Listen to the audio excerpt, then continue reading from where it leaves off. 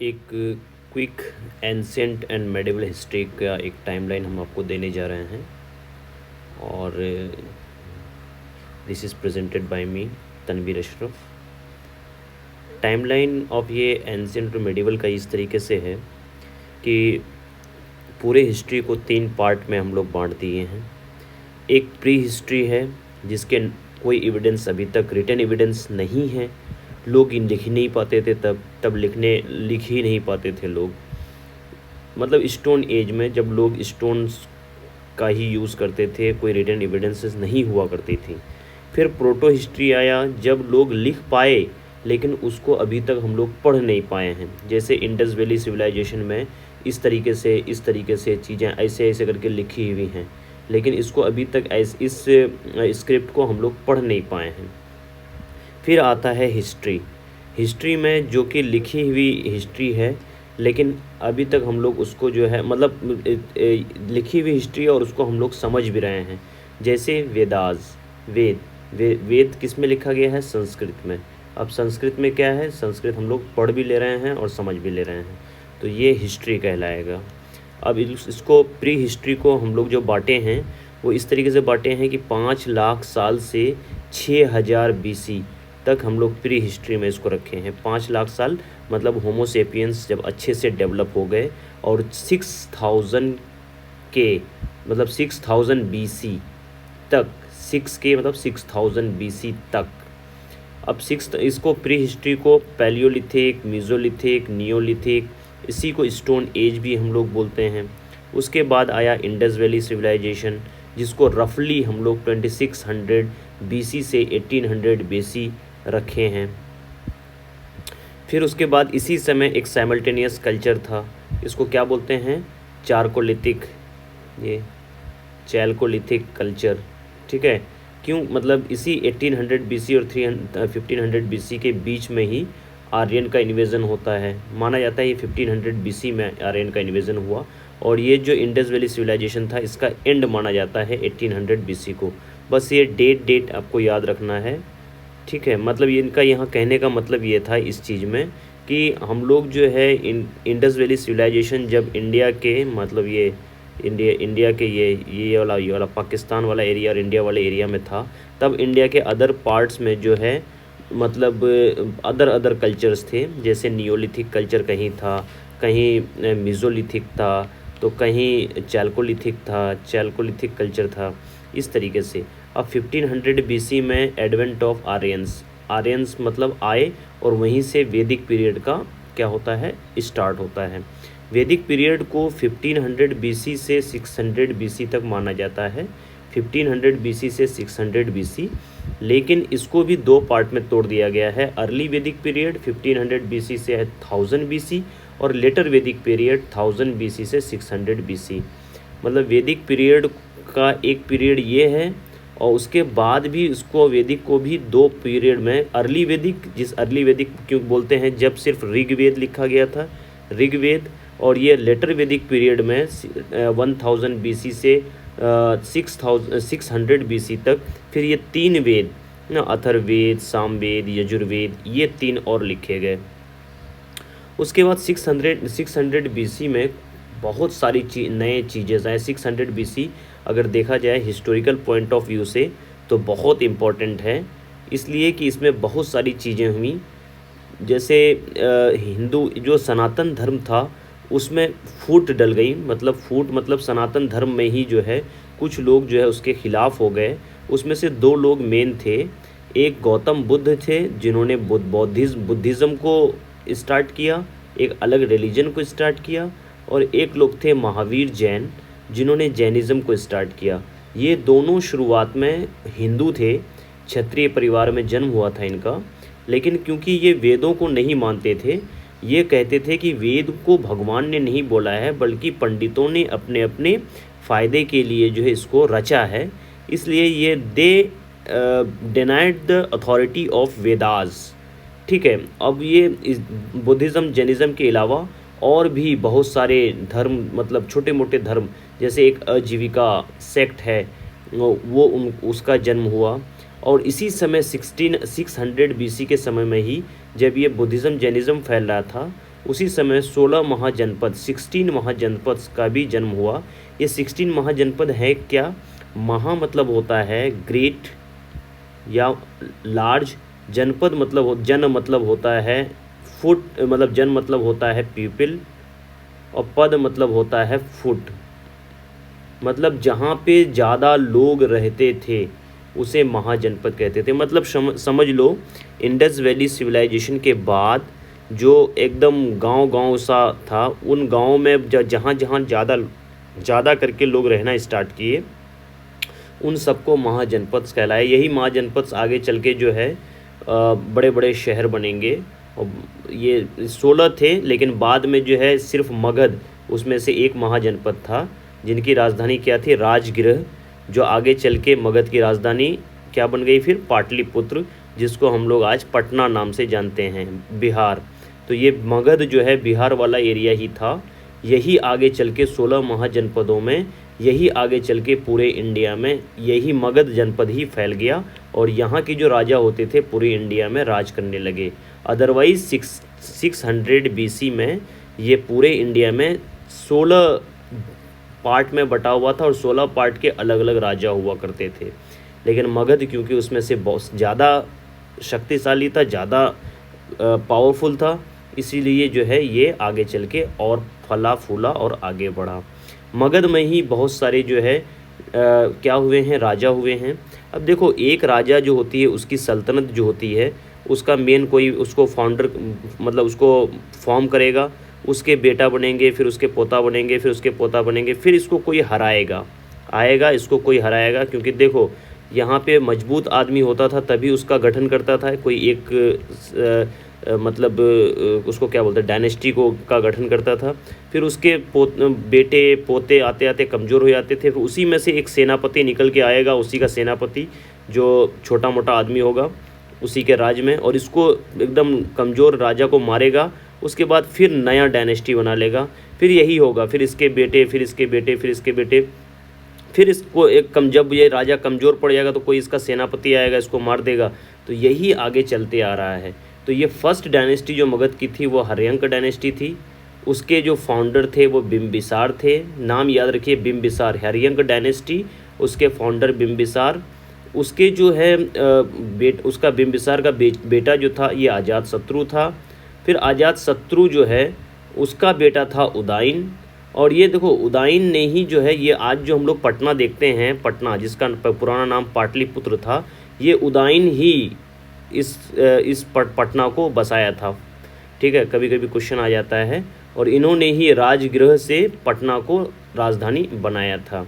फिर उसके बाद ये हर्यंक डायनेस्टी ख़त्म हो जाएगी, उदयन को मार दिया जाएगा। उसके बाद शिशुनाग डायनेस्टी आ जाएंगे 413 BC में। शिशुनाग डायनेस्टी के बाद नंद डायनेस्टी आ जाएंगे 344 BC में। फिर मौर्य डायनेस्टी आएगा, ये important, Maurya dynasty. Maurya dynasty को किसने बनाया? ये सब डायनेस्टी के बारे में आगे डिटेल में होगा। चंद्रगुप्त मौर्य ने मौर्य डायनेस्टी का इस्टेब्लिशमेंट किया था। उसके बेटे कौन थे? बिंदुसार थे। उसके बेटे कौन थे? अशोक थे। हम लोग अशोक द ग्रेट जानते हैं ना, द ग्रेट, बहुत कम लोगों के नाम के आगे द ग्रेट लगाते हैं। इसमें अशोक भी एक राजा है जिसके नाम के आगे द ग्रेट लगाते हैं। अशोक 232 BC में इनकी डेथ हो गई। उसके बाद एकदम लास्ट में जो है ना, ये मौर्य डायनेस्टी में सबसे लास्ट में जो आया वो आया बृहद्रथ, जिनको 185 में मार दिया गया। और उसके बाद किसने मारा? इन्हीं का जो है एक सेनापति था जिसका पंडित था ये, पुष्यमित्र शुंगा, ही वॉज ब्राह्मण। ठीक है, पुष्यमित्र शुंगा ने बृहद्रथ को मारा। उसके बाद अपना एक डायनेस्टी का, शुंग डायनेस्टी का इस्टेब्लिशमेंट किया। 185 BC के बाद मौर्य के ख़त्म होते ही इंडिया बिखर गया। इंडिया में कुछ बाहर से लोग आ गए और कुछ अंदर के ही लोग जो है मतलब बिखर गए। वैसे मौर्य डायनेस्टी अपने में बहुत बड़ा था क्योंकि इसमें एक पावरफुल एक राजा बैठता था। अब एक राजा मर गया तो इतना एरिया को लेकर के कोई और राज करने लगा, इतना एरिया को लेकर कोई और राज करने लगा, इतना एरिया को कोई और राज करने लगा, क्योंकि यहाँ पे और कोई पावरफुल राजा मौर्य डायनेस्टी के बाद बचा नहीं। इसीलिए पाकिस्तान साइड से, ईरान और सेंट्रल एशिया और पाकिस्तान साइड से जो है बाहर के जो राजा उस समय थे वो इंडिया में अटैक करना स्टार्ट कर दिए। उसमें से उन लोगों को हम लोग आउटसाइडर बोले। ये देखो आउटसाइडर इंडिया में, मतलब मौर्य, ये बृहद्रथ के मरने के बाद, शुंग डायनेस्टी के हटने के बाद ये आउटसाइडर्स ज़्यादा, मतलब पहले कौन आए? इंडो ग्रीक्स, मतलब ग्रीक जो बोलते हैं, ये ग्रीस है ना देश, ग्रीस जिनको हम लोग क्या बोलते हैं, यूनान है ना, टर्की के और भी इधर, ठीक, पश्चिम पूरब में, जो हमारे पश्चिम में, ठीक है। तो ये जो है क्या होगा, ग्रीस है, और उसी इन्हीं लोगों को ग्रीक बोलते थे। वहाँ से भी राजा आकर के यहाँ इंडिया में अटैक किए थे 165 BC में।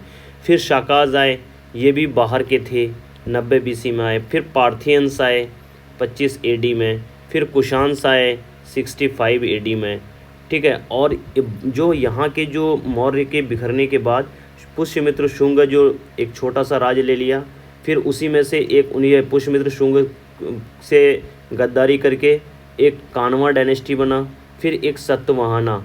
ये सतवाहना आंध्र प्रदेश अभी जो है, जहाँ आंध्र प्रदेश है उस मेन एरिया में सतवाहना राजा फिर रूल करने लगे। अब देखो यहाँ पे 230 AD आते आते इंडिया में गुप्त पीरियड स्टार्ट हो गया था, जिसके जो फाउंडर थे श्री गुप्त थे।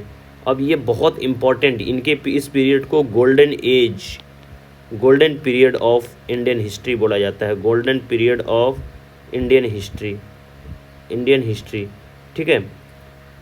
तो अच्छे से लिखें अगर, तो ये इस तरीके से हो जाएगा, गोल्डन पीरियड ऑफ इंडियन, जगह कम है, हिस्ट्री, ठीक है। तो ये 230 AD में श्री गुप्त ने गुप्त पीरियड, उसी समय जो इंडिया में केरल वाला एरिया था, देखोगे इस तरीके से इंडिया का जो ये वाला एरिया है, ये वाला, ये तमिलनाडु हो गया, आंध्र प्रदेश हो गया, नहीं ये तमिलनाडु हो गया, ये केरल हो गया, ये कर्नाटक हो गया। इस वाले एरिया में एक अलग ही सीन चल रहा था, इसीलिए साउथ इंडिया की हिस्ट्री हम लोग अलग से पढ़ते हैं। देखो साउथ इंडियन हिस्ट्री, ठीक है। अब यहाँ पे जो है अब गुप्त का अलग चलेगा यहाँ तक, ठीक है। 550 AD तक, ये देखो 230 AD से 550 AD तक गुप्त चलेंगे। 250 AD में, 550 AD में फिर कुछ ऐसा होगा जो गुप्त काल का नष्ट हो जाएगा। अच्छा, हिस्ट्री से हम लोग को एक ही चीज़ मतलब सीखने को मिलती है कि कितनों भी पावरफुल लोग आएँ, एक दिन उनका अंत जरूर होता है ना। इनका एक बिगनिंग जो है बहुत ही एक पावरफुल बिगनिंग होता है, उसके बाद एक बहुत ही मतलब क्या बोले हैं, पैथेटिक एंड भी होता है, ठीक है। 550 में ये ख़त्म हो गए।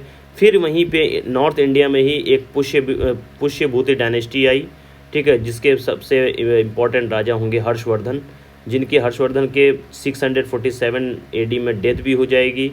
उसके बाद फिर जो है बहुत सारे और राजा आएंगे, ठीक है। ये इन्हीं के मरने के बाद ही मेन जो है मुस्लिम रूल आना जो स्टार्ट हुआ। ये 647 में मरे, उसके बाद 712 में ही मुस्लिम राजाओं का आक्रमण इंडिया में, इनके जो है अटैक होना स्टार्ट हो जाएंगे, ठीक है। अब ये साउथ इंडिया में बताया ना कि केरल वाले में, तमिलनाडु वाले में, कर्नाटक वाले एरिया में अलग ही सीन चल रहा था। तो वहाँ पे एक संगम एज आया था 1st AD के आसपास, और ये 6 AD तक जो है संगम एज, और 3 डायनेस्टीज़ रूल करेंगी। चेराज ये केरल वाले एरिया में, चोलाज ये तमिलनाडु वाले एरिया में, पांड्याज ये तमिलनाडु से ऊपर, तमिलनाडु से थोड़ा सा ऊपर आंध्र प्रदेश वाले एरिया में, तमिलनाडु आंध्र प्रदेश मिला करके, ठीक है। और 600 AD तक ये चोला जो है बिखर जाएगा। उसके बाद फिर पल्लवा और चालुक्य आ जाएंगे, ठीक है। और वे आगे यहाँ बताया गया है कि किस तरीके से हर्षवर्धन जो नॉर्थ इंडिया में रूल करते थे, और एक चालुक्य क्या थे, राजा थे, जिनका नाम पुलकेशिन II था, उनसे लड़ाई हुई थी हर्षवर्धन की। हर्षवर्धन इतने पावरफुल थे, उसके बावजूद भी पुलकेशिन II ने मतलब हर्षवर्धन को हरा दिया था। यहाँ पे ये सब डिटेल में है, अभी हम लोगों को सिर्फ एक टाइमलाइन देखना है, ठीक है। अभी ये सब इतना दिमाग में नहीं रखना है।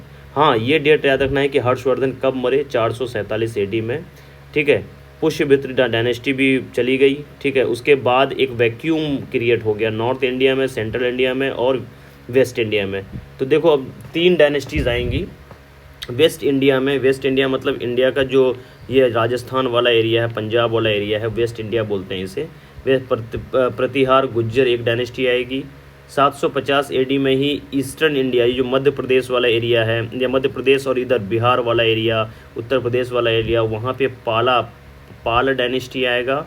और सेंट्रल इंडिया जो मध्य प्रदेश और ये हम लोग बोलते हैं महाराष्ट्र, गुजरात, ये राष्ट्रकूट सेंट्रल इंडिया में आ जाएंगे, राष्ट्रकूट डायनेस्टी 757 एडी। अब ये साउथ इंडिया में जो है चेरा पांड्या रहेंगे, चोला ख़त्म होकर के पांड्या, पल्लवा और चालुक्य आ जाएंगे, ठीक है। उसके बाद फिर आ जाते हैं मेडिवल इंडिया में। मेडिवल इंडिया मतलब मुस्लिम रूल का आगमन। मुस्लिम रूल जब आया, मतलब हम लोग सुने होंगे कि सोमनाथ के मंदिर पे ना मोहम्मद गजनी ने कितनी बार 17 बार आक्रमण किया।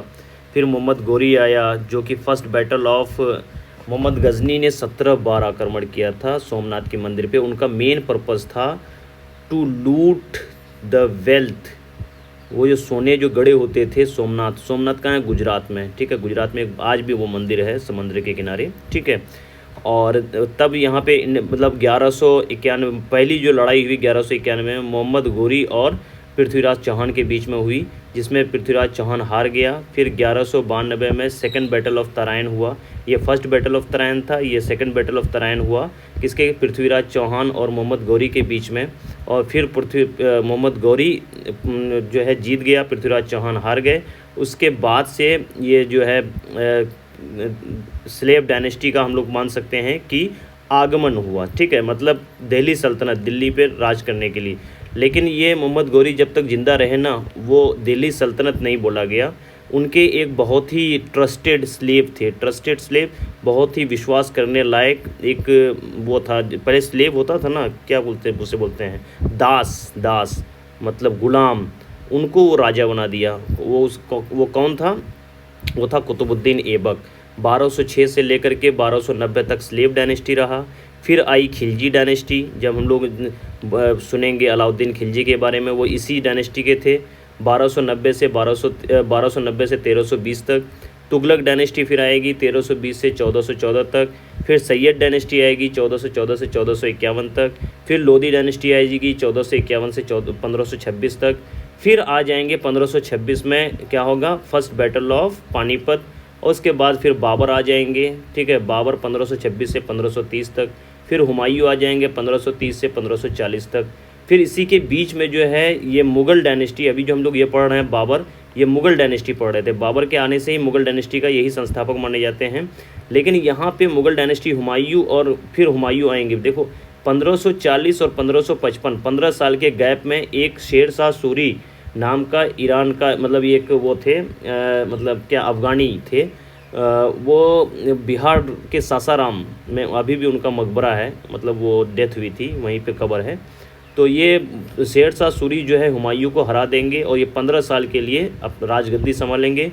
फिर हुमायूं आएगा, फिर हुमायूं 1 साल रहेगा। फिर अकबर आएगा जो 14 साल की उम्र में राजा बन गया। अकबर 1556 से लेकर 1605 तक रहेगा। फिर उसका बेटा शाहज़ादा सलीम 1605 से 1627 तक। फिर शाहजहाँ आएंगे, शाहजहाँ 1627 से 1658 तक। फिर औरंगजेब आएंगे, औरंगजेब आलमगीर, इन्हीं को जिंदा पीर भी कहा जाता है, 1658 से 1707 तक आएंगे। फिर यहीं से 1707 के बाद से मॉडर्न हिस्ट्री स्टार्ट हो जाता है, जिसमें हम लोग जो है कि क्या पढ़ेंगे, ईस्ट इंडिया कंपनी के बारे में पढ़ते हैं। और देश आज़ाद कैसे हुआ, ये गुलाम कैसे हुआ और देश आज़ाद कैसे हुआ, वो मॉडर्न हिस्ट्री में पढ़ेंगे। तो ये कुछ एक टाइमलाइन है। 1712 में पहला आक्रमण हुआ, मोहम्मद बिन कासिम का, अरब रूलर था। मतलब वैसे तो हम लोग 1191 में फर्स्ट बैटल ऑफ तराइन में हम लोग जाके करके पृथ्वीराज चौहान, अभी जैसे पढ़े पृथ्वीराज चौहान और किनके बाद मोहम्मद गौरी के बीच में जो लड़ाई हुई। लेकिन अगर पहला आक्रमण देखा जाए मुस्लिमों का, तो जैसे कि हम लोग जानते हैं 570 एडी में मोहम्मद साहब का जन्म हुआ। उसके बाद फिर हम लोग जो है अभी पढ़े थे कि 622 में जो है हिजरी कैलेंडर, फिर 632 में किस तरह से डेथ।